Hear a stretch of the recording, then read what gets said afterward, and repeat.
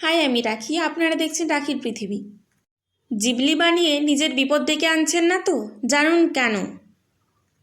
অনেক স্টুডিও রয়েছে যারা জিবলির মতো আর্ট এআই দিয়ে বানানোর বিরুদ্ধে। স্টুডিও জিবলির কর্ণধার হায়াও মিয়াজাকি বলেছিলেন, যারা এটা বানাচ্ছেন তারা জানেন না কষ্ট জিনিসটা কি। 2016 সালে এআই দিয়ে আঁকা ছবির বিষয় নিয়ে মিয়াজাকি বলেছিলেন, খুবই দুঃখজনক, এটা হওয়া কখনোই উচিত নয়। স্টুডিও জিবলির আর্টিস্টরা বছরের পর বছর কঠিন অনুশীলনে দক্ষ হন।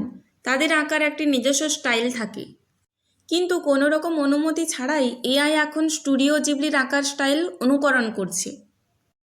এআই জেনারেট আর্ট সহজে তৈরি হয়, ফলে আসল শিল্পীদের কদর কমে যাচ্ছে বলছেন বিশেষজ্ঞরা। এআই চ্যাটবোর্ড বা ছবি তৈরির অ্যাপে নিজের মুখের ছবি দিলে সেটা ডেটাবেসে চলে যেতে পারে।